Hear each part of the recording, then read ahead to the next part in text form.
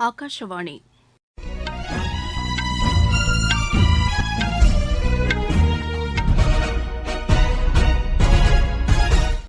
செய்திகள் வாசிப்பவர் வடிவழகி கபிலன். தலைப்புச் செய்திகள்: உலக முதலீட்டாளர்கள் மாநாட்டினை பிரதமர் திரு நரேந்திர மோடி குஜராத் மாநிலம் காந்தி நகரில் இன்று தொடங்கி வைத்தார். மத்திய மீன்வளத்துறை சார்பில் மேற்கொள்ளப்படும் 12ஆம் கட்ட கடலோர பயணம் இன்று மேற்கு வங்கத்தில் தொடங்குகிறது. தமிழகத்தில் குடும்ப அட்டைதாரர்களுக்கு பொங்கல் பரிசு தொகுப்பு வழங்கும் பணி இன்று தொடங்கியது. உலக ஹிந்தி தினம் இன்று கடைபிடிக்கப்படுகிறது. ஒலிம்பிக் துப்பாக்கிச் சுடும் போட்டிக்கான ஆசிய தகுதிச் சுற்றில் இந்தியாவின் ருத்ராங்ஷ் பாலாசாஹேப் பாட்டீல் வெண்கலப் பதக்கம் வென்றார். இனி விரிவான செய்திகள். குஜராத் மாநிலம் காந்தி நகரில் உலக முதலீட்டாளர்கள் மாநாட்டினை பிரதமர் திரு நரேந்திர மோடி இன்று தொடங்கி வைத்தார். முன்னதாக இந்த மாநாட்டில் பங்கேற்பதற்காக வந்த பல்வேறு நாடுகளின் தலைவர்களுடன் பிரதமர் பேச்சு நடத்தினார். ஐக்கிய அரபு எமிரேட்ஸ் அதிபர் திரு முகமது பின் சையத் அல் நஹ்யான், செக் குடியரசின் பிரதமர் திரு பீட்டர் ஃபியாலா, மொசாம்பிக் அதிபர் பிலிப் ஜசிண்டோ நியூசி உள்ளிட்ட பலரும் இந்த மாநாட்டில் பங்கேற்கின்றனர். முதலீடுகளை பெறுவது தொடர்பாக அவர்களுடன் நடத்திய பேச்சுவார்த்தை ஆக்கப்பூர்வமாக அமைந்ததாக எமது செய்தியாளர் தெரிவிக்கிறார். ரயில்வே கட்டுமானப் பணிகள் தொடர்பான கையேட்டினை அத்துறைக்கான அமைச்சர் திரு அஸ்வினி வைஷ்ணவ் வெளியிட்டுள்ளார். புதுதில்லியில் நடைபெற்ற நிகழ்ச்சியில் இதனை வெளியிட்டு பேசிய அவர், ரயில்வே கட்டுமானப் பணிகளுக்கான நிலம் கையகப்படுத்துதல், வனத்துறை ஒப்புதல், மேம்பாலங்களின் வடிவமைப்பு, ஒப்பந்தங்களின் மேலாண்மை, சுரங்க கட்டுமானப் பணிகள் போன்றவை குறித்த அனைத்து தகவல்களும் இந்த கையேட்டில் இடம்பெற்றிருப்பதாக கூறினார். ரயில்வே வரலாற்றில் இதுபோன்ற கையேடு ஒன்று வெளியிடப்படுவது முக்கியமான மைல்கல் ஆகும் என்றும் அவர் தெரிவித்தார். ரயில்வே திட்டங்களை விரைந்து செயல்படுத்துவதற்கு இந்த கையேடு உதவிடும் என்றும் திரு அஸ்வினி வைஷ்ணவ் கூறினார்.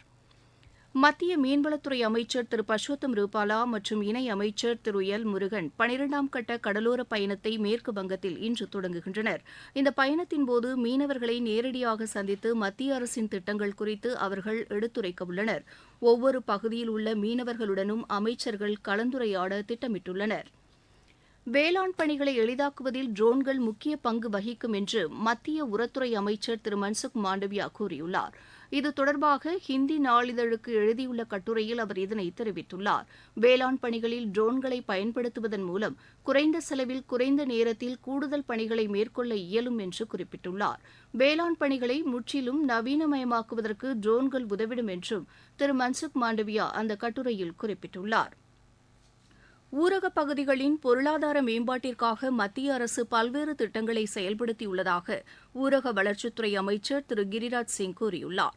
புதுதில்லியில் நடைபெற்ற நிகழ்ச்சியில் கலந்து கொண்டு பேசிய அவர், ஊரகப் பகுதிகளின் பொருளாதார வளர்ச்சியில் மகளிர் முக்கிய பங்கு வகிப்பதாக தெரிவித்தார்.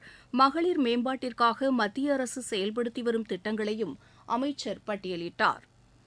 வடகிழக்கு மாநிலங்களின் மேம்பாட்டில் பிரதமர் திரு நரேந்திர மோடி தனி கவனம் செலுத்தி வருவதாக பிரதமர் அலுவலக இணையமைச்சர் டாக்டர் ஜிதேந்திர சிங் கூறியுள்ளார். குவஹாத்தியில் மின்னணு நிர்வாகம் தொடர்பான மண்டல மாநாட்டில் கலந்து கொண்டு அவர் பேசினார். வடகிழக்கு மாநிலங்களில் இதுவரை இல்லாத அளவிற்கு வளர்ச்சித் திட்டப் பணிகள் மேற்கொள்ளப்பட்டிருப்பதாகவும் அவர் தெரிவித்தார். இந்த மாநிலங்களுக்கான சாலை, ரயில் மற்றும் விமான போக்குவரத்துக்கான கட்டமைப்பு வசதிகளும் மேம்படுத்தப்பட்டுள்ளதாக டாக்டர் ஜிதேந்திர சிங் கூறினார். வடகிழக்கு மாநிலங்களில் மேற்கொள்ளப்பட்டு வரும் வளர்ச்சித் திட்டப் பணிகள் குறித்து மத்திய இணையமைச்சர் திரு பி எல் வர்மா ஆய்வு மேற்கொண்டார். திட்டங்களின் செயலாக்கம் குறித்தும் அவற்றை குறித்த காலத்திற்குள் நிறைவேற்றுவதற்காக மேற்கொள்ளப்பட்ட நடவடிக்கைகள் குறித்தும் புதுதில்லியில் நடைபெற்ற இந்த ஆய்வுக் கூட்டத்தில் விரிவாக விவாதிக்கப்பட்டது. கடந்த முறை மேற்கொள்ளப்பட்ட ஆய்வின்போது விவாதிக்கப்பட்ட அம்சங்கள் குறித்தும் அது தொடர்பாக மேற்கொள்ளப்பட்ட நடவடிக்கைகள் குறித்தும் இதில் எடுத்துரைக்கப்பட்டது. இதுபோன்ற ஆய்வுக் கூட்டத்தை 2 மாதங்களுக்கு பிறகு மீண்டும் நடத்துவது என்றும் இக்கூட்டத்தில் தீர்மானிக்கப்பட்டது. பிஜேபி தலைவர் திரு ஜே பி நட்டா அஸ்ஸாம் மாநிலத்தில் கட்சி நிர்வாகிகளுடன் இன்று ஆலோசனை மேற்கொள்கிறார். குவஹாத்தியில் நடைபெறவுள்ள இந்த ஆலோசனைக் கூட்டத்தில் அம்மாநில பிஜேபி தலைவர் திரு பாபேஷ் கலிதா, முதலமைச்சர் திரு ஹிமந்த பிஸ்வ சர்மா, மத்திய அமைச்சர் திரு சர்பானந்த சோனோவால் உட்பட பலர் பங்கேற்கின்றனர். மக்களவைத் தேர்தலில் மேற்கொள்ள வேண்டிய அணுகுமுறைகள் குறித்து இக்கூட்டத்தில் விவாதிக்கப்பட உள்ளதாக எமது செய்தியாளர் தெரிவிக்கிறார். சென்னை ஐஐடியின் புதிய வளாகம் இலங்கையில் திறக்கப்படும் என்று அந்நாட்டு கல்வி அமைச்சர் திரு சுஷில் பிரேம ஜெயந்தா தெரிவித்துள்ளார். எமது செய்தியாளருக்கு அவர் அளித்த சிறப்பு பேட்டியில் கண்டியில் இந்த வளாகம் அமையவுள்ளதாக கூறினார். இதற்கான நிதி 2024ஆம் ஆண்டு பட்ஜெட்டில் ஒதுக்கப்படும் என்றும் அவர் தெரிவித்தார். இலங்கையிலிருந்து கல்வியாளர்கள் சென்னை ஐஐடியில் ஆய்வுகளை மேற்கொள்ளப் போவதாகவும் அமைச்சர் திரு சுஷில் பிரேமஜெயந்தா கூறினார். நீங்கள் கேட்டுக்கொண்டிருப்பது ஆகாஷவாணியின் செய்தி அறிக்கை. தமிழகத்தில் பொங்கல் பரிசு தொகுப்பு விநியோகம் செய்யும் பணியினை முதலமைச்சர் திரு மு க ஸ்டாலின் இன்று சென்னையில் தொடங்கி வைத்தார். ஆழ்வார்பேட்டையில் உள்ள நியாய விலைக் கடை ஒன்றில் நடைபெற்ற நிகழ்ச்சியில் அவர் இதனை தொடங்கி வைத்ததாக மாநில அரசின் செய்திக்குறிப்பு தெரிவிக்கிறது. குடும்ப அட்டைதாரர்களுக்கு தலா 1000 ரூபாய் ரொக்கப்பணத்துடன் இந்த பரிசு தொகுப்பு வழங்கப்படுகிறது. மாவட்டங்களில் அமைச்சர்கள் பொங்கல் பரிசு தொகுப்பு வழங்கும் பணியினை தொடங்கி வைத்தனர். உலக ஹிந்தி தினம் இன்று கடைபிடிக்கப்படுகிறது. வெளிநாடுகளில் ஹிந்தி மொழியின் பயன்பாட்டை அதிகரிக்கும் நோக்கில் இந்த தினம் கடைபிடிக்கப்படுகிறது. 2006ஆம் ஆண்டு நாக்பூரில் நடைபெற்ற உலக ஹிந்தி மாநாட்டில் இதற்கான முடிவு மேற்கொள்ளப்பட்டது. இதனைத் தொடர்ந்து ஆண்டுதோறும் ஜனவரி 10ஆம் தேதி உலக ஹிந்தி தினம் கடைபிடிக்கப்படுகிறது. இந்நாளையொட்டி வெளிநாடுகளில் உள்ள இந்திய தூதரகங்களில் பல்வேறு நிகழ்ச்சிகளுக்கு ஏற்பாடுகள் செய்யப்பட்டுள்ளன. நாடு முழுவதும் மேற்கொள்ளப்பட்டு வரும் நமது லட்சியம் வளர்ச்சியடைந்த பாரதம் யாத்திரை பொதுமக்களிடையே பெரும் வரவேற்பை பெற்றுள்ளது. மத்திய அரசின் திட்டங்கள் குறித்து விழிப்புணர்வை ஏற்படுத்துவதோடு விடுபட்ட பயனாளிகளுக்கு திட்டங்கள் சென்றடைவதை உறுதி செய்யும் நோக்கில் இந்த யாத்திரை நடத்தப்பட்டு வருகிறது. தமிழகத்தின் காஞ்சிபுரம் மாவட்டத்தில் நடைபெற்ற இந்த யாத்திரை நிகழ்ச்சியில் ஏராளமானோர் பங்கேற்றனர். மத்திய அரசின் திட்டங்கள் குறித்து முழுமையாக அறிந்து கொள்ள இந்த நிகழ்ச்சி உதவியதாகவும் இந்த திட்டங்கள் தங்களுக்கு பெரிதும் உதவிகரமாக உள்ளது என்றும் இதில் பங்கேற்றவர்கள் தெரிவித்தனர். சுந்தரி, நான் சிறுவாகத்துல வசிக்கிறேன். நாங்க ஏற்கனவே ஆயுள் காப்பீடு திட்டத்துல இருக்கிறோம். போஸ்ட் ஆபீஸ்ல செல்வ மகளிர் திட்டம், அப்புறம் செல்வ மகன் திட்டம், அதை பத்தி போஸ்ட் ஆபீஸ் மூலியமா சொன்னாங்க. என் பெயர் பானுமதி, சிறுவாக்கம் கிராமம், காஞ்சிபுரம் மாவட்டம். போஸ்ட் ஆபீஸ்ல இருந்து செல்வ மகள் திட்டத்துல சேர்ந்திருக்கோம். அதே மாதிரி செல்வ மகன் திட்டமும் இருக்கு, அதுலயும் சேர்ந்திருக்கோம்.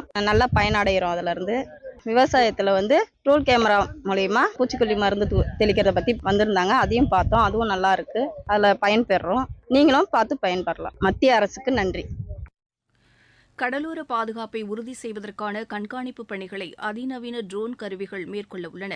ஹைதராபாத்தில் நடைபெற்ற நிகழ்ச்சியில் கடற்படை தலைமை தளபதி சீஃப் அட்மிரல் ஆர் ஹரிகுமார் இதனை அறிமுகப்படுத்தினார்.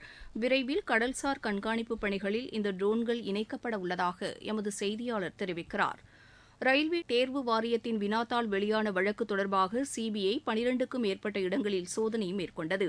குஜராத், மகாராஷ்டிரா, பீகார் மாநிலங்களுக்கு உட்பட்ட பல்வேறு பகுதிகளில் இந்த சோதனை நடத்தப்பட்டதாக அதன் செய்திக்குறிப்பு தெரிவிக்கிறது. ரயில்வே தேர்வு வாரியத்தின் வினாத்தாளை வாட்ஸ்அப்பில் சிலர் பகிர்ந்து கொண்டது தொடர்பான வழக்கில் சிபிஐ இந்த நடவடிக்கையை மேற்கொண்டுள்ளது.